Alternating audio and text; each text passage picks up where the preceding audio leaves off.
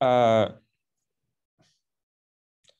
students have a variety of academic backgrounds, including but not limited to architecture, planning, geography, sociology, and political science. In the past, we also had students who previously trained in the arts, such as art history and literature. And in terms of skills, our students have previous experience in design and writing. And this is very important. Just for you, you can apply with either an architecture portfolio or with a writing sample, right? So that's really important to bear in mind. The program will introduce you to other skills, such as how to conduct a field research and how to write critically about urbanism. And last but not least, the art school where you will study provides a great environment in which to combine critical thought and creative imagination. The second point I'd like to highlight is that while the program is rather eclectic in disciplinary terms, it has a quite well-defined focus in terms of our sort of main themes. So overall, our main interest is in three themes. One, housing and gentrification, two, urban nature and ecology, and three, infrastructures and global networks. And we believe that these three urgent themes demonstrate that they also demonstrate that the subject of urban studies is much more than the city as an object, right? So rather, we are very much inspired by the work of French philosopher and urbanist Henri Lefebvre, who has approached space as a form, as a social process. Which then leads to the third point, namely that it is our conviction that urban studies is not only about solutions, but also, if not primarily, about asking difficult questions. So the urban studies program acknowledges that our current world is shaped by uneven urban development and puts emphasis on a social and environmental justice perspective. All our courses and studios recognize the significance of justice and equity to the contemporary urban arena and the world at large. And last but not least, what makes our program distinctive is that it is relatively affordable, so you won't accumulate a huge debt after graduation, as it is common, for example, in the US and in the UK today. And this is where I would like to stop and give floor to Katie, who will now introduce you to the curriculum and also share some images of our work. Yes, greetings, everybody. Just to quickly respond to the question that was posted on the chat room, yes, there is no definite presentation as such, but I will put it on now. So, wait a second.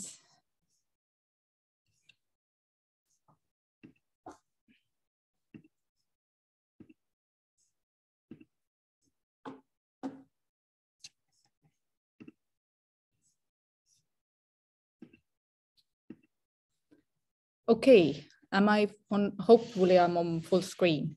So my name is Katie Kleavim. I'm lecturer of urban studies at the Academy of Arts. And my background is also in urbanism and in art history.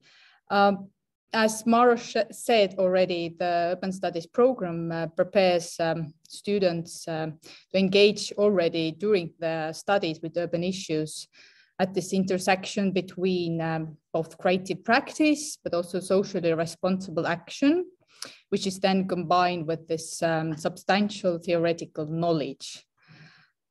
Before I give a tour of the curriculum itself, I want to highlight that the core of the program and as well as the key of this kind of preparation I was mentioning is our signature urban research studio. And this is a studio in which students analyze and participate in actual urban situations by combining desk research, fieldwork, and this kind of multi-sited interventions. And here I've just quickly, while I'm talking, will click through one of the examples of last year's academic year's research studio, the first studio that you take when you are admitted to the program. It's a studio that looks into the process of urbanization, both as a term itself, to critically to engage with the term, but also looking at the processes and using Tallinn as a site. And specifically that studio focused on one of the edges of Tallinn, a kind of a land of in between of speculation and separation, and former island called Paljassaare. So here you can see from the pictures what kind of an activities happened, and also there is a snippets of the booklet that students produced in the end of the studio. That was kind of an overlapping assignment, a collective assignment for everybody. So the research studio allows students to situate their findings in various output formats, such as, for example, essays or written reports, or then collective papers, but also combining them with experimental and creative output like video, performance, or any kind of combination of those, or of course, urban interventions. And our goal with the studio work is to engage students in understandings and intervening in this urban space, where this character that Maros was also talking about, the character of the city as a built form and as a social process is emphasized. The aim of this kind of interdisciplinary is to give insight in the dynamics of institutions, actors, and conflicts that shape today's cities. Other forms of our study subjects next to those studios are next to the semester-long research studios include, for example, intensive workshop, lectures, seminars, which are combined with study trips, or even so-called reading retreats. In general, the distinctive mark of Masters of Urban Studies is its reliance on theoretically informed action in the field. And so we tend to take our students' effort very seriously. So as I said already, the program engages so-called real actors and great opportunities for public presentation, discussion, and publishing of best works. To quickly put into 3 points what the curricula consists of and what kind of subjects it contains. In general, it is that of course, there is lectures, courses, which those key debates in contemporary urban studies and architectural theory are presented. Then there is so-called reading seminars where students are engaged in critical discussions of those debates. And then there is so-called practical workshops introducing different software and methods to study the urban question.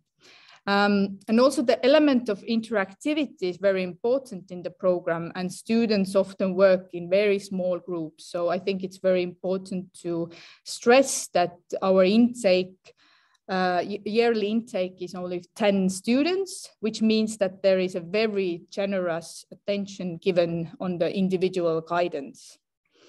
And finally, I think one question that always is important is this, what happens after the studies? So about career paths. Shortly, urban studies prepares for very various challenges. We have alumni working in planning, public policy, or community work. Some continue or already combine their studies with landscape urbanists, so practitioners or urban planning, or continue their path as said as professional urban planners or designers. They work, if I look back, they work, as I said, urban designers in a private sector, for example, or planners in a public administration, both in municipal, regional, and also state level, and work also as a consultants for the civil society. And they, many of our students have found have initiated organizations or social movements even, and are very active as activists. Last but not least, I think it's also very important to stress that the program provides a good basis for postgraduate study and opportunity to continue your PhD, and this can be also done at the Academy of Arts. Thank you. Now I will stop share and put on a video, which is by Helen Rantic, as Maros already introduced, and she's tutoring one studio at the moment, and see what's her to say.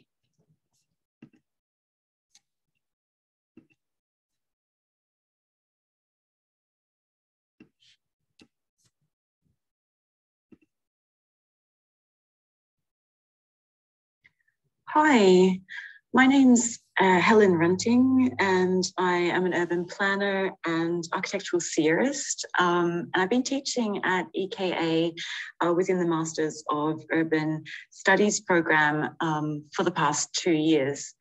I'd like to share some of my thoughts in the program with you today in response to a couple of questions that Maros has posted to me in advance. I'm joining you from Stockholm in Sweden, where I'm based. And at the moment I teach the studio subject Fitness and the City with Leonard Ma and Maros Krivi. Maros has asked me how the Urban Studies program stands out in the broader architectural education landscape. I've previously been teaching both here in Stockholm, but also in Karlskrona in Sweden, and have been a critic both in the Norwegian and Australian contexts. And my research also takes me to through the Portuguese context and a kind of review of the architecture schools there. So, I mean, I have a quite broad experience internationally, and I understand that architecture schools vary very much in relation to their local contexts and also to the research interests of those who work within them. For me, EKA stands out as a teacher because the program is theory-driven and places quite a strong emphasis on critical thinking and the ability to really address your material and pose questions to it, to problematize the world around us. Why is that important? I think that we would all agree in the face of the enormous problems we see in terms of environment, climate, urban life, that we have to think in transdisciplinary ways, and we need to think critically if we're going to produce just and equal societies and spaces that are meaningful in contemporary life. Something that also stands out is the relatively small groups of students. I think the intimacy of the program is a huge strength. Within the courses, we see a model whereby I think courses are developed and evolve in line with students' backgrounds. Because students come from very different disciplines, there's an ongoing conversation between students and teachers about how their existing skills can be integrated and developed. And I think that that transdisciplinary nature of the conversation gives it a certain depth that I haven't seen in other programs, which perhaps are a little bit more focused towards one particular background. I also think that design and research are treated as integrated components within the program.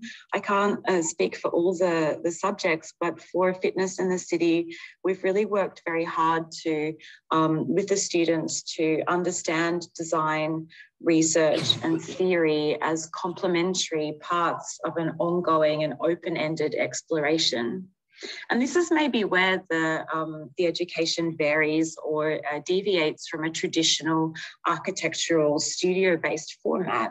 I would say that value is placed on discussions, on an atmosphere of collegiality, of sharing resources and references. And that's not only to facilitate collaboration, but also I think to produce a safe space in which critique can be explored and experimentation can be undertaken.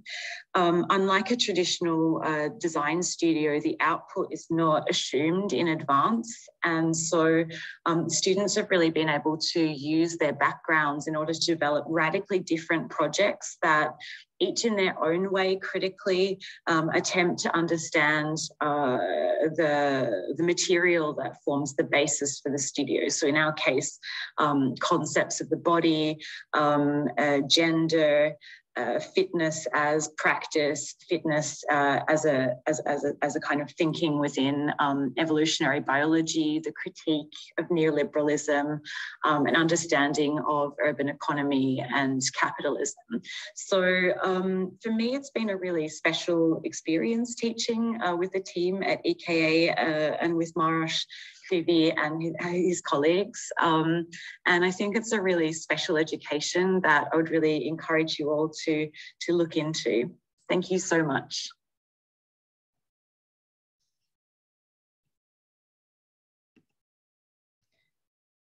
So now is the time to give floor to students who are both first year students.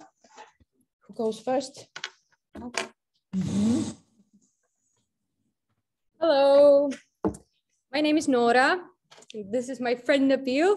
Hello. We're from the we're the first year students of the master study here in EKA.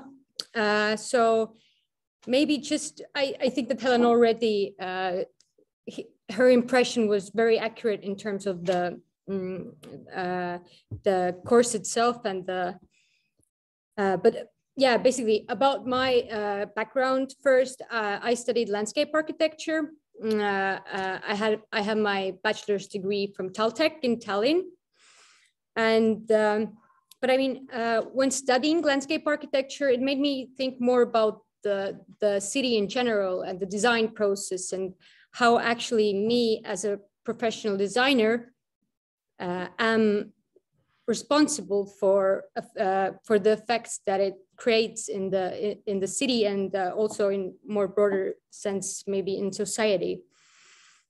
So maybe why urban studies, yeah, as I said, and also our tutors as well have elaborated on that, it allows to look at the processes happening in the city and in design processes from a more critical standpoint.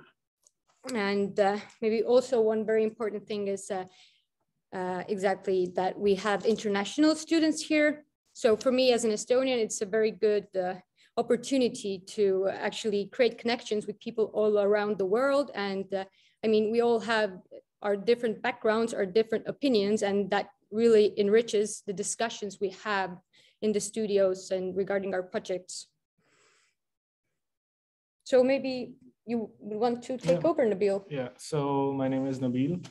I'm from Pakistan, and formally I'm trained as an architect, but for the past couple of years, I was not working as an architect, but in the field of urban forestation, because I sort of realized that, you know, there are certain fields that sort of gets you in a compartment, and then there's this sort of a disciplinary lack in terms of understanding certain complex ideas. So I came across this program of urban studies, and yeah, going through the material and through the website, I was really encouraged by the fact that, you know, this program is really experimental in nature, but at the same time, it's very grounded in real life problems as well.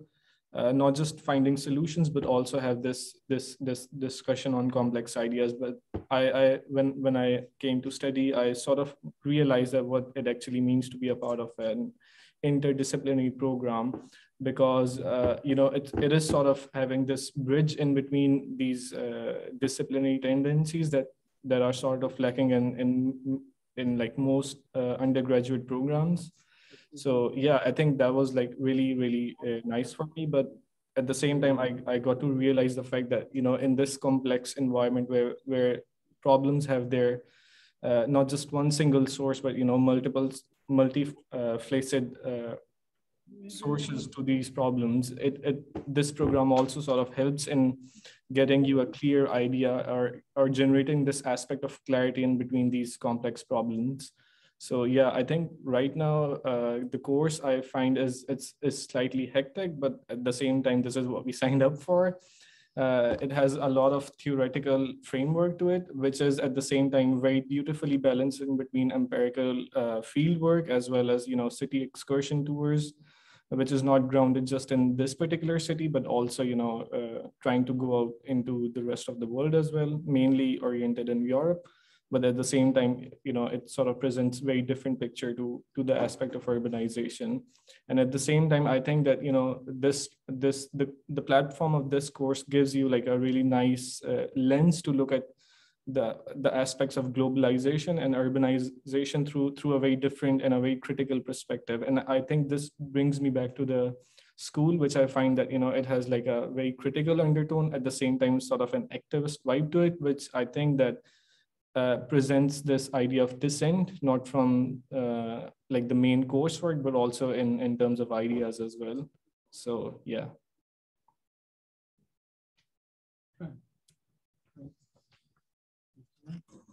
Thank you, Nabil and Nora. Yeah, so thank you very much.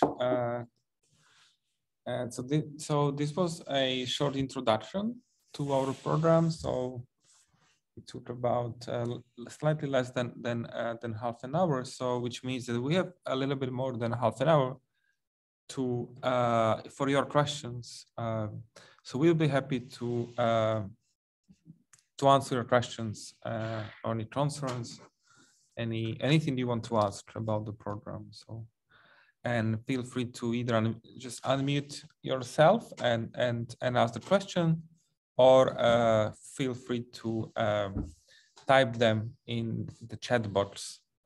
So you can just ask generally, or if you want to ask any of us in particular, well, except Helen, who is not here, but me, Katie, or our students, Nora and Nabil. So then you can direct questions directly to some of us. So yeah, we are waiting for your questions.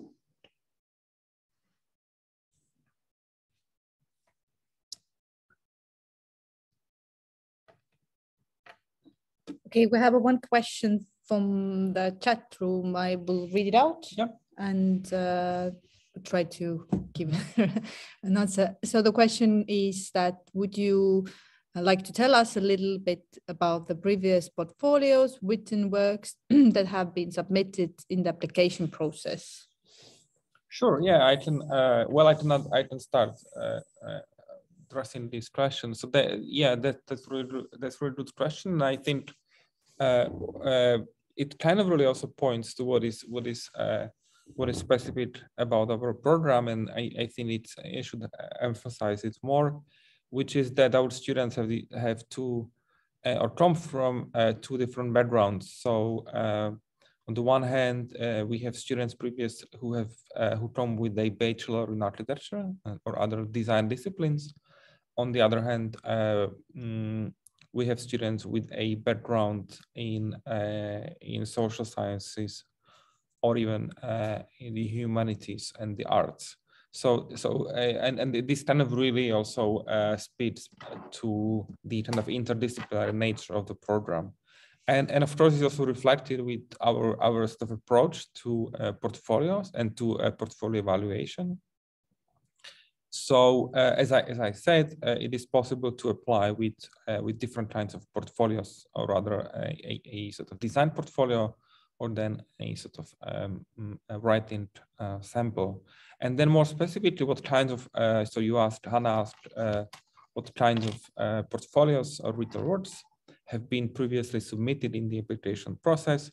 So, so portfolios are, I would say, mostly sort of focused on urban design, but it is also very much possible to apply within like, let's say, more traditional architectural portfolio, and provided that the portfolio demonstrates that there is an interest in the sort of urban phenomena, which could then be demonstrated in a variety of ways, through scale or through sort of really showing that your previous work has in some way addressed the sort of intersections between architecture and the city.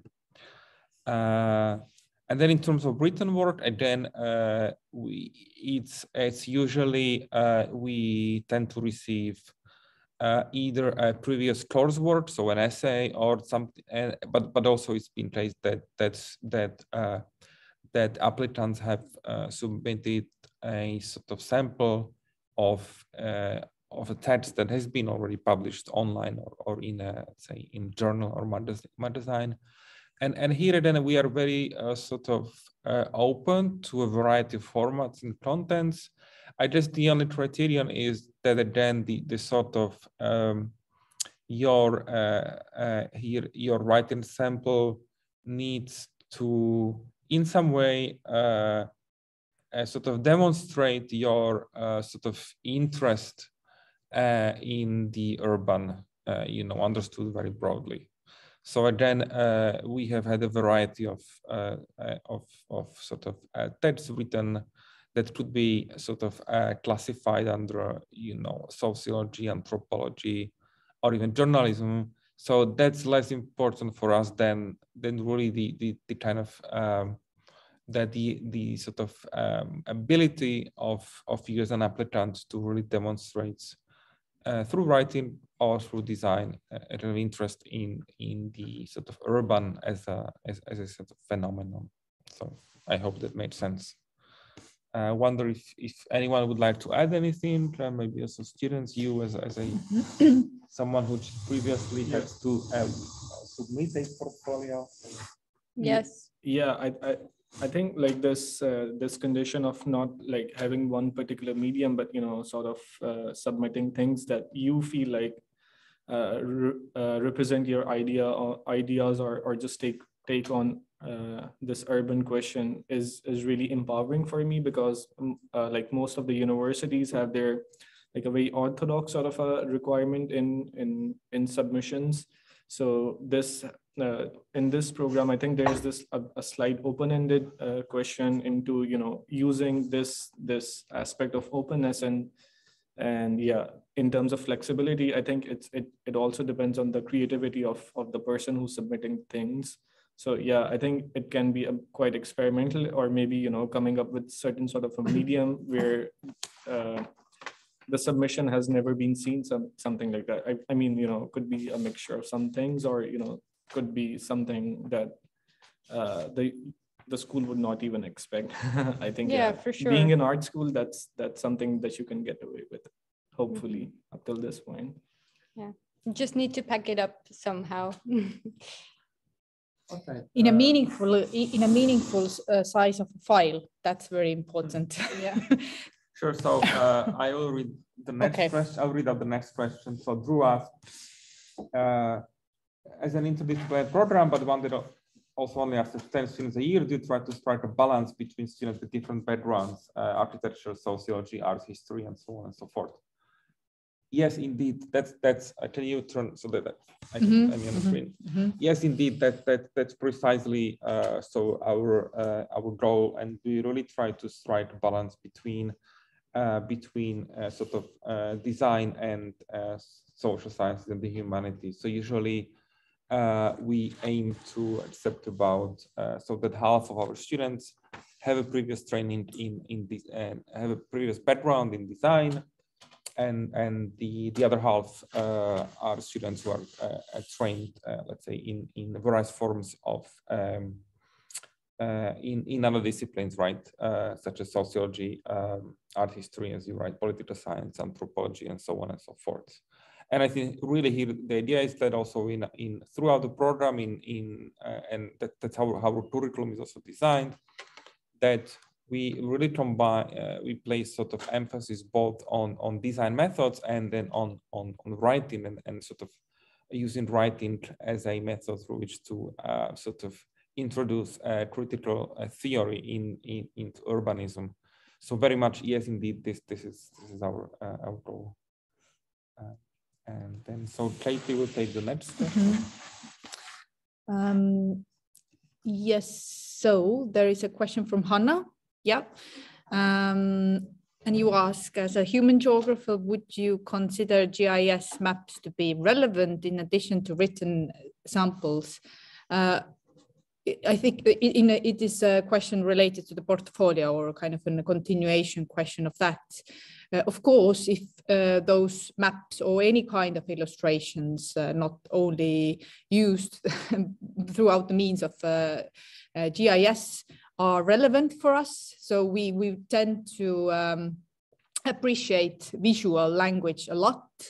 So if they are meaningfully connected to the question you want to, or to the aspects you want to negotiate, or to answer to the question of what is the urban, or how you relate to that, and if they're relevant to that, then of course we find them also relevant. So I hope it did answer to your question. So the next question is by Leonardo, who asked, is it possible to have a short overview about the excursions and the field trips that the president offered, divided by academic years and semesters? So I think, sorry, Katie, but I think again, this is something you should address. That's okay. Thank you. Yes, shortly, but each studio work contains a certain element of an it's difficult to say it is an excursion. It's really a kind of very intensive working together with the sites which are under study, or sites that are relevant for the work we do in the studio. So, for example, in the first year, there is in the first semester, there is this traditional, I would say already traditional trip we call Estonia Diagonal, which introduces so-called other Estonia, not only Tallinn and its surrounding, but also a bit further places from far east on the border of the Estonian and Russia, or EU and Russia, through the very south of where we share one city in between Latvia and Estonia. Then we have one subject called observation practice. And this is also in the curriculum of first year curriculum. And this contains usually a study trip to one European city. Past 3 years, at least, it has been to Berlin. Previously, it has been also to Venice and what else? I think. Anyway, this is really where the trip goes to. This is again and how the year allows us to travel also today. So as you can see, it's different. We tend to visit Helsinki.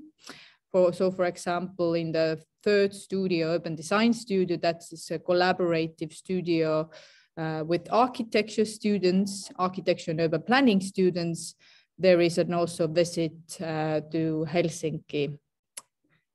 So this is just a short review of different trips. Maros wants to add something. Yeah, no, I just wonder if Nora and Nabil, maybe you have any insights. I would like you to share your experience with the field trips. Maybe also say something about what kind of landscapes have you encountered during these trips. Yeah, so recently we came back from the Berlin observation tour. It was like a 2 to 3 day, almost 4 days actually, excursion throughout the city, where, you know, instead of reading about the city or learning more about it while sitting in the classrooms, it was like an inverted classroom where, you know, we went out in the city, did some interviews and learned more from the people instead of, you know, just in front of the screen. So, you know, it sort of opened up the city for us. And yeah, I think it was like a very nice decision for us to go to Berlin, because, you know, that it's like a very happening city, and like it went through like a lot of turbulence in its history. So that sort of, using this lens of urban studies, you know, you see it manifested somehow in the urban landscape and in its planning as well. So while we were in Berlin, we were constantly interviewing the residents in certain areas and also talking to architects, to activists and people who were, part of that particular space. So it sort of bridged the gap in between observation and learning. And so, it made us connect to that particular space. Yeah. And also, interpret the space in a different way. Like Nabil mentioned that it was like an inverted classroom, right? And by the end of the excursion, then we also created the posters so illustrating our findings and also our own imaginative interpretation of the site itself. Yeah.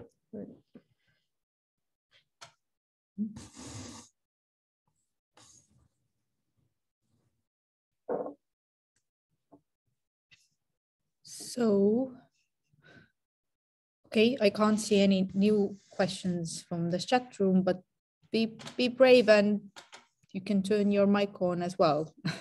Yeah, so feel free to ask anything about the content of the program, but also any practicalities concerning the application process, living in Tallinn, anything really in case. And we really hope that you are interested to apply since you are here. Mm-hmm. Yes, please go ahead and ask. So the question is that if I'm not mistaken, Estonia allows international students to extend their visa for 1 year after graduation if they'd like to find work in the country. Do many of your international students go on to live and work in Estonia? Yeah. Mm-hmm. Can I answer this? Yeah, yes. Yeah, I think that this is one of the main things that I found really easy. Like before answering this question, I really want to touch upon the fact that it's quite easy for us to apply for a visa in Estonia, or the visa application process is not very complicated and it's like very transparent. It's very simple. Plus, there's also this website which is called Dream Apply, where you don't have to do a lot of work. Just sign up over there, and it's pretty self-explanatory in comparing with other countries, for example, or in Europe as well. So yeah, this process really encouraged me and also encourages a lot of students to apply. And yes, after graduating, you get like a considerable amount of time in finding work, which is not very difficult, depending on your competencies as well, obviously. But the thing is that, yeah, you get like a 9 months work finding visa after graduating. And in those 9 months, if you find work, then you get like a 5-year resident permit where, you can explore your options and go around looking for different opportunities, even if you want to move around in other parts of Europe or just come back. So yeah, that would be it. And I will also add here that there is also funding for if you find a place to take your practice after the studies. It's also there is a funding provided through the university for doing it. I will take the next question because I feel it touches something which we do here as well. And I do personally. Is there any interaction between Urban Studies program and the other departments of EKA? And shortly said, yes, there is 2-level interactions. First, since Urban Studies is situated in the Department of Architecture and Urban Planning, meaning that there are several courses which are together with either architecture and urban planning students, or for example, I run a course that deals with housing in a context of decline and shrinkage. And this is a course which we do collaborate with interior design. So there is this level of collaboration, and then there is a level of collaboration also with the other departments. For example, Nabil and Nora did had a very short interaction with fine art students this year in the studio, the first studio, when they put together an intermediate intermediate critique to the site together with fine art students. So there is definitely collaboration. but it may change due to the circumstances. So EKA is very small university, just 1,200 students. It's quite flexible. So you become a member of a very peculiar family, I would say. So yes.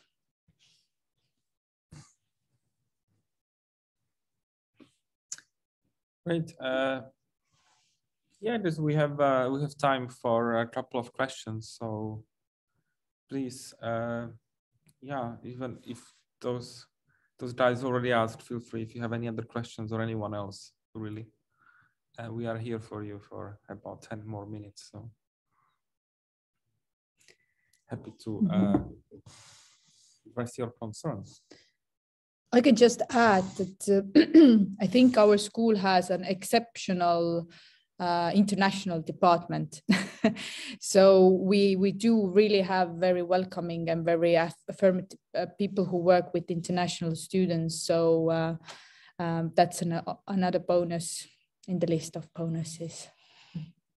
Maybe why folks are just thinking about next question. I already posted it before, but I will just post here again sort of a link. So this is the link to our website, and here you can see in sort of overview of our previous projects. So some of them, especially during since the pandemic, we have produced, I think, 2 or 3 websites. So basically, the outcome of a studio is a website. Which kind of allowed us also to explore, explore kind of new ways in which to open up questions about urbanism through, let's say, audio and video, through audio and video. So on the link that I just shared, I invite you to have a look at our sort of previous production. So I hope that will inspire you to apply. And so we have another question about the history of the program, right? So the question is how long the program has been at EKA, and maybe even how it's changed over the years. And don't worry for asking so many questions. So it has been around since, it has been around for 16 years now. So which means it's been established in the early 2000s. And indeed it has changed. It has changed quite significantly. So originally the program was focused, or the kind of the purpose and focus of the program was on what we could refer to as urban regeneration. So very much engaged with a sort of an approach to the post-industrial condition, and as well in sort of the Eastern European context, the post-socialist condition, and how to use various then popular ideas such as the creative city, for example, as a kind of launchpad for creating a different city, right? That sort of creative city using various kind of bottom-up strategies for regenerating underdeveloped urban spaces. And I think that it's kind of these ideas had their own had their time at that moment, but I think the over the past 5-6 years, I would say that the focus and also sort of goal of the program shifted towards sort of more awareness also about the implication of these various soft strategies, as we can call them, in the processes of gentrification, as well as sort of the neoliberal city more broadly. So I guess our focus, I would say now, is really on the kind of political and social dimension to the city, even as we remain really interested in the sort of how should I describe it, in the role of design in shaping the built environment. So in a sense, this is also something that I addressed in my brief introduction, that really the goal of urban studies is focused less on solutions, especially if solutions are understood in this kind of technical sense, but rather in intervening in the urban arena with some difficult questions. That makes sense. Yeah. Mm-hmm. And there's another question about our master projects, the final projects. Yeah, so just, very generally, indeed, this is a great question. Again, we don't provide topics for the thesis. So it's, I know that in many universities it works like that professors, that students sign up for topics that are provided by professors. But in our case, it doesn't work like this. It's really comes. And I think this is also an advantage of our program, that we work in small groups. So in that sense, these topics really kind of emerge out of a conversation between the faculty and students, right? And so we work together with students to develop their final projects individually and as a group. As well, and so really there's diversity.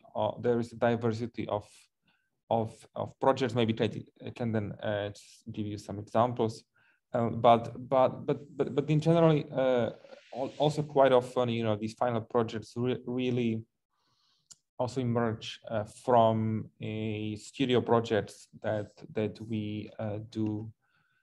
In the second and in the third semester. So Helen, in her short video intervention, she referred to the fitness and the city course we just wrapped up yesterday, and then probably many of our students who took part in that course will then also kind of continue developing their projects as their final projects, if that makes sense. And yeah, maybe Katie, if you can just go maybe to, Name share drop. some, not names, but really some examples of what kind of things have been covered and explored. I think what both me and Mars were saying, or Mars was saying, the third pillar of the studies is so-called topics of themes that we tend to push perhaps more forward, and one of them is urban ecology, housing, gentrification, also uneven development, global networks, infrastructures. So if I think back for previous years, it has been very different. The students, we are really welcoming students to work with their chosen site. So there is no, if you, for example, if you come from Pakistan and then you are interested in the questions of gentrification and heritage, there has been one work that combined the theoretical thesis with the documentary video, for example. Or there also has been much more urban design related master theses that, for example, look at the questions of urban ecology through the lens of Myers and yes, in the Estonian context. So I think the best is if you all, I would suggest to all to check our social media, Facebook, where you can find quick access to also to the list of different master theses that has been submitted, and also to the different projects. So go and see what's there. Also the videos and all of those more mediated materials are up there. Yeah. And yeah, I mean, our time is almost up, but since we started a little bit later, so if there's one more question, we'll be happy to take it. Mm-hmm. Yeah, there's a question about the availability of recording. What do you Yes, think, Katie? I started to record it not from the beginning. I'm very sorry about that, but we can definitely we can share the recording. Maria, who is also here, can share because she has all of your emails. She can share the recording that we have. Yes. So we missed like 2 minutes from the start or something. Yeah, right. So unless there are some further questions, I think I'd like to thank you everyone for participating today, for joining us today. Also, thank you to Katie and Nabil and Nora for joining us and sharing their perspectives with us, and of course thank you to Helen for sharing her perspective over from Stockholm. And I'd like to invite you really to have a look at our website where you can find further information, and have a look at our social media, where you then on our Facebook, where you can see some more samples of our work. And finally, in case you have any questions about the application process, feel free to get in touch with the international department of our university, or then directly with me or Katie. So once again, thanks so much, and hopefully see some of you at the application process, and then hopefully some of you also in Tallinn next year. Mm-hmm. So goodbye. Yes.